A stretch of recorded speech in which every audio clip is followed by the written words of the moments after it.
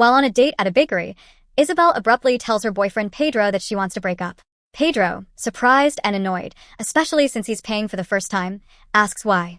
Internally, Isabel reflects on feeling insecure next to Pedro, who is clean-cut and handsome, while she sees herself as chubby and disheveled. She spent all her money on him instead of herself. Though she initially doesn't want to explain, Pedro insists, even suggesting it might be a jealousy tactic. Frustrated, Isabel agrees to tell him her reasons and secretly activates a hidden recording device.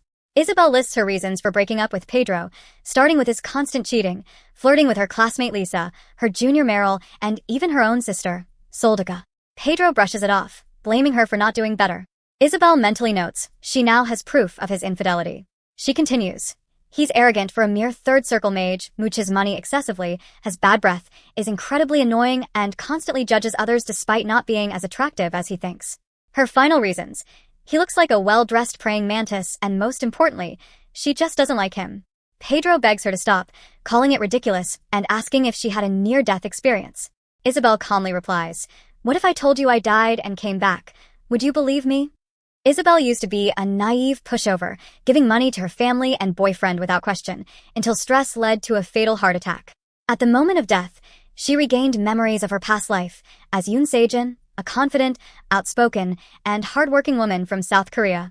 Reborn into her third life as Isabel, she now carries Se-jin's strength and resolve. Realizing Pedro only dated her for money, she decides it's time for payback. With her newfound confidence, she's ready to take revenge, starting by throwing her ex straight into the trash. Isabel reflects that Pedro is just a minor problem in her long list of grievances. As she prepares to leave, a perceptive waitress subtly offers her a breakup kit, a deadly spicy pepperoncino, a rock-hard pastry filled with scalding custard, and a steaming cappuccino, clearly meant to help end things with dramatic flair. Taking the hint, Isabel grabs the cappuccino and asks Pedro one last time if he really doesn't want to break up. When he says he was even considering marriage, she splashes the hot drink on him. As he crashes to the floor, she declares she's done giving him money. He's officially dumped. When Pedro brings up her parents wanting them to marry, Isabel hurls the scorching pastry at his face, saying she's moving out soon. She ends it with a firm goodbye, determined to live her new life on her own terms. After breaking up with her ex, Isabel sets her sights on cutting ties with her family and moving out. While she can't afford her own place yet, she plans to stay at the Imperial Palace's official residence, which is free for staff. Though the building is outdated, it's livable and she's excited. However, upon arrival, she sees a notice announcing that reconstruction will begin in 3 days. She recalls that in her past life, the residence had been completely remodeled and panics, thinking she'll now have to rent a place. Luckily, a note on the board states that administrative officers may stay until August 6th free of charge, giving her a few days' grace. She plans to find housing during that time, until she remembers her family recently took her entire paycheck. With no money and time running out, she braces herself, reminding herself that if she survived death, she can survive this too. Later, Isabel's colleague excitedly tells her that Fiona is getting married and asks if she's received the invitation. Isabel replies she hasn't yet, but assumes it's on the way. When he wonders where Fiona will live from now on, Isabel says she's sure Fiona has a plan. Internally, Isabel recalls that in her past life, Fiona got her own place through a special newlywed housing policy, a townhouse complex near the palace, fully furnished and elegantly built. Despite its benefits, the program failed due to poor promotion, meaning most applicants were automatically selected. Isabel thinks it would be the perfect solution to her housing troubles if only she were a newlywed. Not only would it solve her living situation, but it would also help her sever ties with her family. Just then, her colleague pulls out a flyer Fiona gave him for special offer, saying she suggested he try it too. Isabel takes a look and is surprised to see that the date on the flyer exactly matches the day she has to leave the official residence, a strange coincidence. As they head out for a weapons inspection, her colleague mentions they'll be working with Sir Dylan. When Isabel reacts unenthusiastically, he's surprised, pointing out that Sir Dylan is every woman's dream man and every man's role model. Isabel casually agrees, admitting that now that she thinks about it, he probably is. Isabel reflects on Sir Dylan, an elite knight who rose from a commoner background by winning the Emperor's annual swordsmanship tournament, a rare and prestigious achievement. But his fame isn't just due to skill.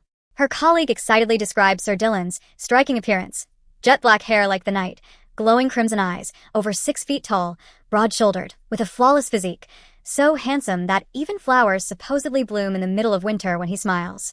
Amused, Isabel remarks that her colleague knows a lot about him. She muses that despite his perfect looks, if Sir Dylan has any flaw, it's his stoic nature. He always wears the same expression. Still, that's hardly a flaw for someone who takes down terrorists and shines on the battlefield. What puzzles her is why someone so accomplished would bother with mundane tasks like warehouse maintenance. Maybe she thinks he just enjoys it. Her colleague suggests they finish up quickly and leave early, and Isabel casually agrees. While cleaning swords with Sir Dylan, Isabel is struck by how precise and skilled he is, quickly removing rust and arranging blades with flawless accuracy. Suddenly, her colleague whispers that Helena from the other team saw her and Pedro throwing bread at each other at the bakery. He says he always knew Pedro was bad news and urges her to break up with him as soon as possible. When Isabel tries to explain that they already did, he interrupts again, panicking about her taking the newlywed housing flyer and assuming she plans to marry Pedro. Before she can correct him, a loud cracking sound grabs their attention. They turn to see Dylan bending a sword with his bare hands. When Isabel approaches and asks if there's a problem, Dylan calmly says, "It was a mistake." Isabel points out that the sword is clearly bent, but he insists it's a misunderstanding. Then, as he clenches the blade tightly, it shatters in his hands. Startled, Isabel wonders what's going on. Then, to her shock, Dylan hesitantly says, "Please don't marry that man." Confused, Isabel wonders if even someone like Sir Dylan knows how terrible her ex was and if her reputation as a pushover has spread that far. She clarifies that she's not marrying Pedro. Visibly relieved, Dylan asks again, and she confirms it. Then he smiles. Isabel is stunned. So this is the famous smile said to make flowers bloom in the middle of winter, she thinks. It's beautiful, and if he's smiling at her like that, he probably doesn't dislike her. Casually, she adds that she'll probably get married soon anyway, to whoever it may be. Dylan is momentarily taken aback and asks why, but before she can answer, her colleague interrupts, warning that they're running short on APAs and might receive a disciplinary notice. As she turns to go, she wishes Dylan good luck with his inspection. He seems like he wants to say something more, but holds back. After that, Isabel forgets all about the exchange, too preoccupied with recounting all the APAs. Still, one thought lingers. What had Sir Dylan wanted to say to her? Later that evening, exhausted from recounting the APAs 5 times, Isabel wants nothing more than to rest at the Imperial Palace's official residence. However, she first heads to her family's house to confirm a suspicion. In the mailbox, she finds a letter from Mr. Mu's private loan company, confirming her fear. Her family has once again borrowed money under her name. Peeking inside the house, Isabel overhears her mother speaking with Pedro in the yard. Her mother is surprised to hear that Pedro broke up with Isabel. Pedro confirms it and casually mentions he's now considering dating Soldica, Isabel's younger sister. Her mother protests, reminding him that Isabel liked him first and that Soldica is meant to marry into a proper noble family once they buy a title unlike Isabel. Isabel internally scoffs at how easily the two say such outrageous things like they're completely normal. Pedro then mentions that he'll soon receive his noble title as a mage and asks when the Lorelei family plans to regain theirs. Isabel reflects that although her family are commoners now, they once belonged to a fallen noble line. Before she was born, the family's fortune collapsed, and they sold off their noble title. She hears her mother tell Pedro that she plans to borrow $300 million in Isabel's name from a private loan company to buy a noble title. Confident Isabel will pay off the debt quickly, she reassures Pedro not to worry. Even if Isabel refuses, her mother insists it doesn't matter, citing a policy issued by the late emperor. Isabel recalls that the late emperor, who despised illegitimate children and single-person households, had promoted family-centered policies favoring traditional family structures. The one that tormented her most allowed direct blood relatives to freely take out loans in each other's names, a law she finds both absurd and cruel. Her mother then reveals she already has Isabel's administrator business card and family relationship certificate and plans to secure the loan in 2 days. Pedro, thrilled, says they'll both become noble soon. It's a perfect plan. Meanwhile, Isabel, who has been secretly recording the conversation, mutters to herself that everyone has a perfect plan until it all comes crashing down. Once she severs ties for good, she vows to make them feel the same misery and humiliation they forced on her. At a downtown law office, Isabel receives marriage-related contracts and notarizations. The lawyer explains that in order to legally block her family from using her name, her only options are adoption or marriage, and she'll need to act quickly. If she chooses marriage, he advises her to have her fiancé sign a mutual agreement that legally prevents him from borrowing under her name. Isabel agrees, excited that all the legal prep is complete now. She just needs to find someone to marry. The next day, at the knight's training grounds, Isabel sighs, realizing that finding someone to marry won't be easy. She thinks she can't just walk up to one of the knights and ask them, but reminds herself that everyone has their own struggles. Maybe someone else is desperate to marry too for their own reasons. As she sits watching the night's train, a girl beside her excitedly points out that Sir Dylan is looking their way. When Isabel glances over and meets his eyes, she's reminded of their conversation the day before, how kind and concerned he seemed. She admits to herself that she'd be happy to marry someone like him. But she quickly shuts down the thought, convincing herself that someone as perfect as Sir Dylan would never marry someone like her. She reminds herself to be realistic. Right now, her priority is finding a practical, attainable husband. Isabel outlines the ideal qualities for her husband candidate: average looks, no romantic interest in her, and good manners. Anyone who mocks her appearance is automatically disqualified. Based on this, she identifies 2 potential candidates. Candidate number 1, Sir Tob, a kind, friendly knight who's close to her.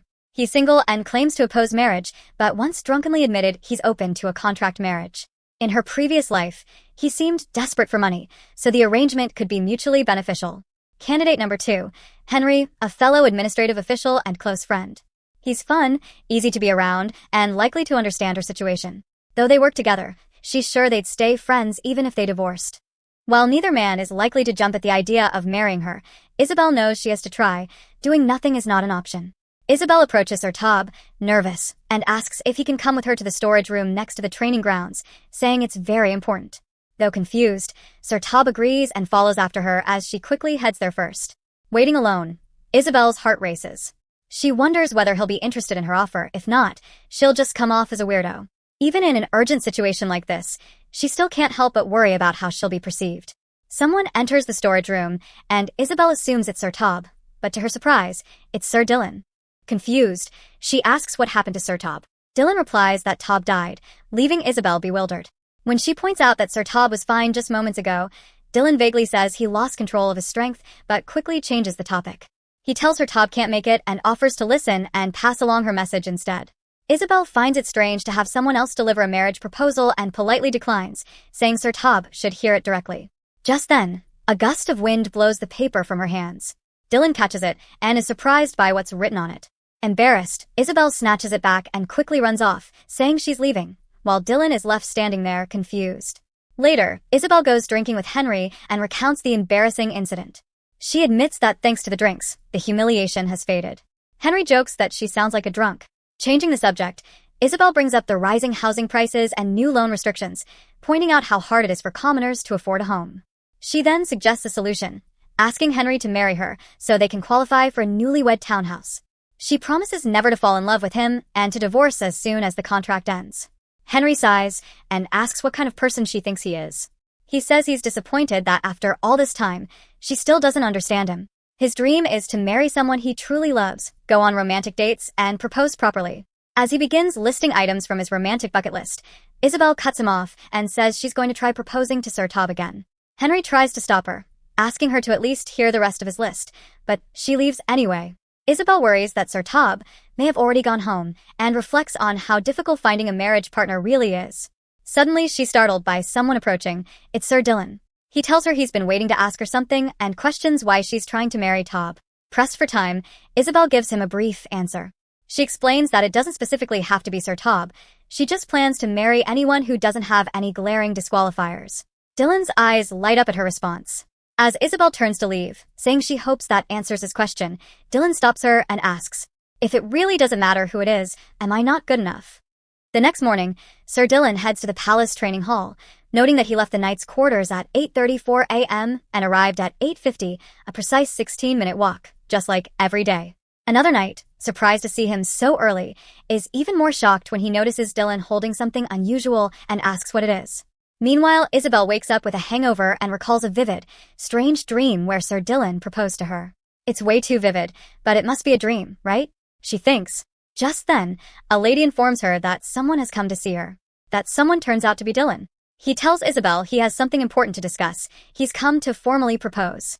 He explains that he learned this is the proper way to ask for marriage. Isabel is confused, but as Dylan kneels and repeats his proposal, saying he didn't get to do it properly the day before, she sees his flushed face and suddenly recalls the events from yesterday. When Dylan had asked Isabel if he wasn't good enough, she'd considered that marrying him might not be so bad. His background is clean, and despite the rumors, he didn't seem like a bad person. She told him she wouldn't mind marrying him, and even said she'd be grateful. Then she asked if he was serious. When Dylan stayed silent, Isabel panicked, thinking she had misread the situation and embarrassed herself. Regretting her boldness, she apologized and said she was just joking, adding that she'd figure things out with Henry instead. But Dylan stopped her and clarified it wasn't what she thought. He sincerely told her, "Let's get married soon. Not with Tob, but with me."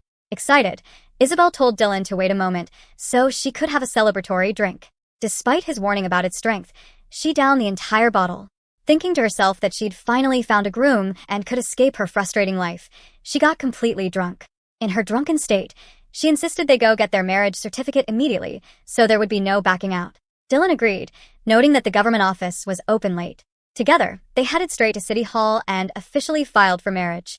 That's how it all happened the day before. Now, Dylan waits for Isabel's response to his formal proposal. When she remains silent, he assumes she's changed her mind. Isabel quickly clarifies that she was just thinking. Internally, she admits she doesn't understand why Dylan wants to marry her and is too afraid to ask. But she knows that if she doesn't marry soon, her life will once again be controlled by others. For some reason, she feels a contract marriage with Dylan might not be so bad. So she accepts his proposal and says yes. Isabel and Dylan sit down to formally discuss their marriage arrangement. Isabel brings up the contract she mentioned the day before, saying she's already drafted one. Dylan immediately agrees and offers to sign it without hesitation.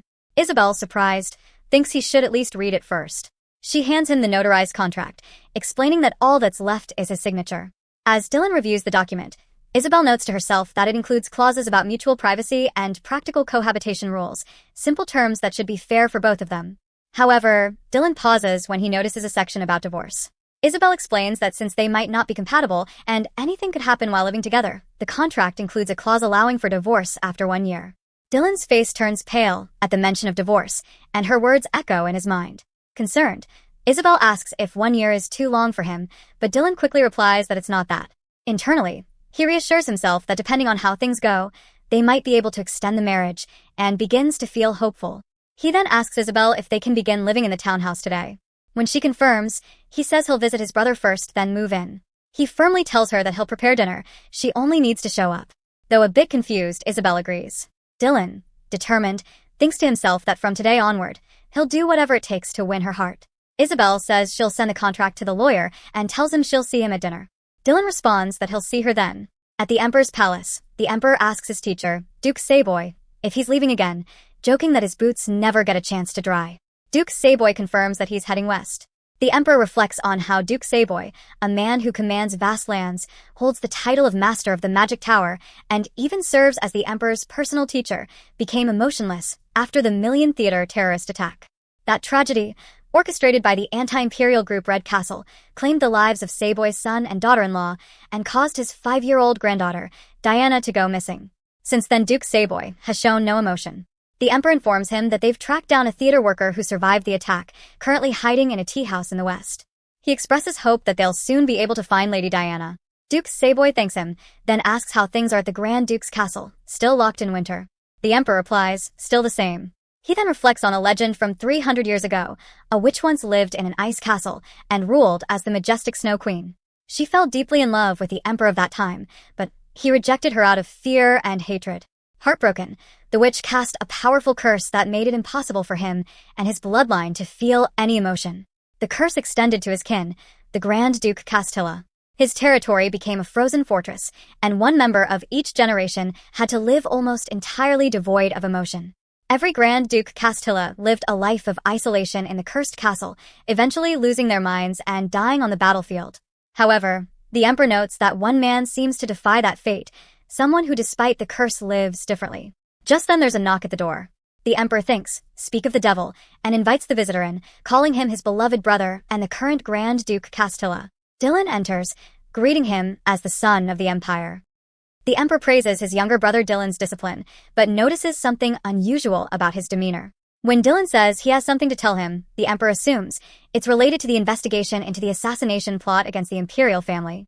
However, Dylan calmly announces that he got married today so suddenly that the Emperor spits out his tea. Duke Savoy, unfazed, congratulates Dylan, who politely thanks him. Still stunned, the Emperor demands an explanation. How, why, and who? Dylan explains that he's known the woman for a while and registered the marriage as a commoner. He intends to reveal his true status later. The Emperor, realizing Dylan may be serious about the relationship, presses for more details. Dylan describes his wife as a fellow knight, short, with a barely noticeable beauty mark hidden behind her glasses. The Emperor is completely thrown off, shocked that his usually stoic brother would remember such details. When Dylan gets visibly shy, the Emperor is left speechless. Duke Savoy suggests that people sometimes act out of character, and that this sudden marriage may be just such a moment for Dylan. But the Emperor is too shocked to process it, especially after seeing a faint smile on Dylan's face, one he's never seen before. The Emperor reflects on Dylan's tragic past. The former Emperor had despised Dylan, calling him a flaw in his otherwise perfect life, and locked him away in a small house cursed by black magic just outside the palace. After over a decade of isolation, Dylan was sent to war expected to die. Over time, he became a cold and blunt young man fitting the image of the cursed Grand Duke Castilla. For a perfectionist like Dylan, who has always had to prove his worth to survive, this marriage might be his one exception. The Emperor wonders who is this woman who changed him so drastically. The Emperor then asks if Dylan is marrying her out of love. Dylan replies that it's not love, but rather an ordinary feeling, something like admiration. When asked what it is he admires, Dylan simply says he can't explain it yet. Later, in his office, the Emperor reflects on how he ended up sounding like a nosy fool, prying into his younger brother's love life without even realizing it. But he is genuinely concerned. There's a terrorist group embedded within the Palace Knights, plotting to overthrow the Empire. In the worst-case scenario, the woman Dylan married could be one of them. She might have even used dark magic, like a love potion. As Dylan's brother, the Emperor feels a responsibility to uncover the truth. Though he tells himself it isn't about curiosity, he admits he wants to know more about the woman who made his cold, cursed brother smile. He instructs his aide to prepare for a secret mission, insisting to himself it's purely to confirm whether the woman poses a threat, for Dylan's sake. When his aide asks what's going on, the Emperor simply grins and says there's something he needs to see for himself. Meanwhile, Isabel arrives at a cafe, where her mother is already waiting. Her mother cheerfully comments on how fresh the air is near the palace, and affectionately calls Isabel her daughter. When Isabel asks why she was summoned, her mother initially says she doesn't need a reason to see family, but then quickly admits she needs money to buy a new dress. In the past, Isabel would have easily given in, charmed by her mother calling her sweetie. But now she calmly replies that her payday has been delayed.